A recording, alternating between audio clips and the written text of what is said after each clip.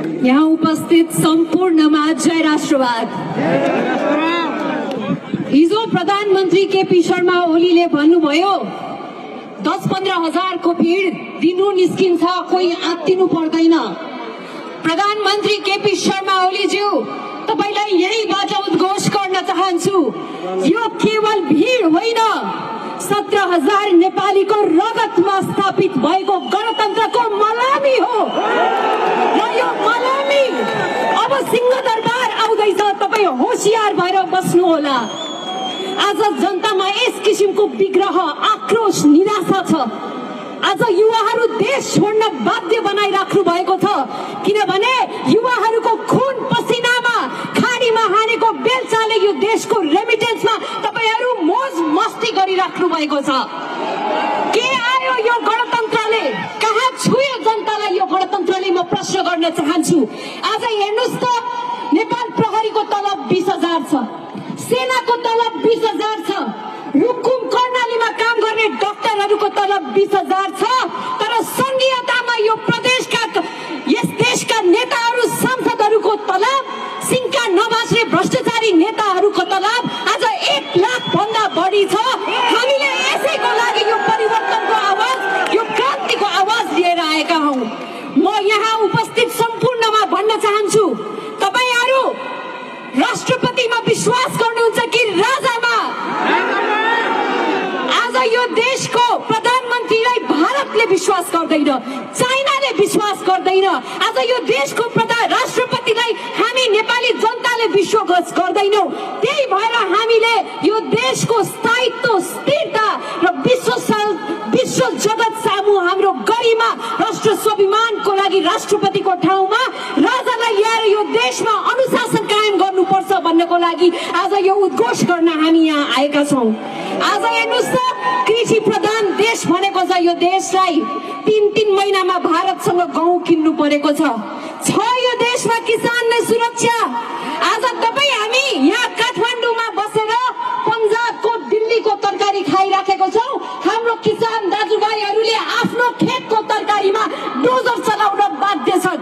यो परिवर्तनको लागि, किसानको आवाज बन्नको लागि आज यो जनता, यो समूह यहाँ आइरहेको छ। म यहाँलाई निवेदन गर्न चाहन्छु, हामीले परिकल्पना गरेको प्रजातन्त्र हो।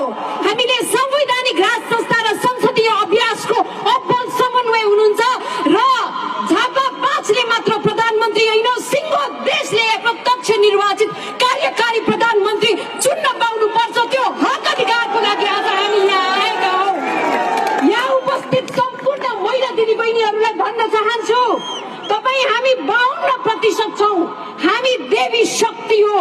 तपाई हामी भीडमा झण्डा हल्लाउने मात्रै होइन, नेताहरूको पछि लागेर चुनावको बेला खाना पकाउने, ब्याज वितरण गर्ने मात्र होइन।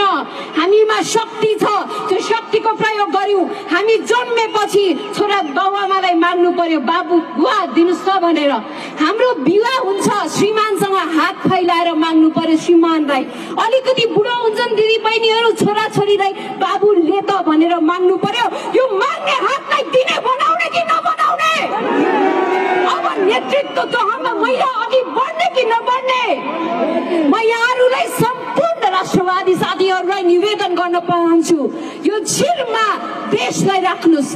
एक पटकलाई तपाईले आफूको पार्टीको विचार र वादलाई भुलेर यो शिरमा भएको देशमा यो भ्रष्टाचारीहरूलाई शासन गर्न हामीले दिनु हुँदैन। अब समय, आजको समय कित्ता काठको समय हो। आज म बिहान यहाँ आउँदै गर्दाखेरि समाजवादी मोर्चाको एउटा टेम्पोमा मैले सुने, भ्रष्टाचार र बेथितिको विरुद्धमा उहाँहरूले आज कार्यक्रम राख्नु भएको रे। भनेपछि माओवादीले आफ्नै विरुद्धमा कार्यक्रम राख्यो, किनभने यो देशको सबैभन्दा ठूलो भ्रष्टाचारी भनेको माओवादी, कांग्रेस र एमाले हो। आज मेरो छातीमा हेर्नुस्, काण्डै काण्ड लेखेको छ यहाँ। क्यान्टोनमेन्ट काण्ड, यति काण्ड, अम्नी काण्ड, यो छातीमा हटाएको छैन काण्डहरू। त्यति धेरै काण्डहरू यो देशमा भएको छन्। त्यही भएर अब भ्रष्टाचारको विरुद्ध शून्य सहनशीलता राख्ने, यदि चिहानमा गाडेको भ्रष्टाचारी छ भने पनि त्यसलाई चिहान बाहिर निकालेर अब हामीले दण्डित गर्नुपर्छ।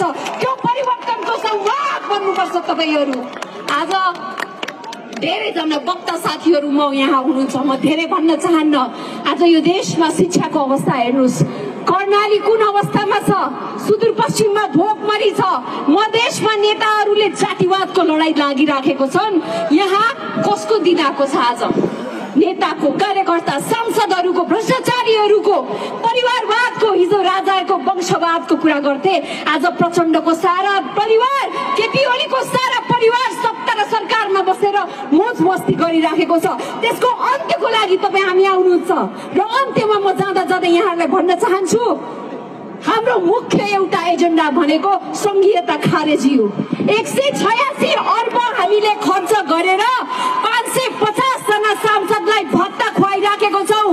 केन्द्रमा नअटाएका मन्त्रीहरूलाई आज एमाले, माओवादी, कांग्रेसका दोस्रो दर्जाका नेताहरूलाई आज हामीले प्रदेशमा राजाहरू बनाइराखेको छौं।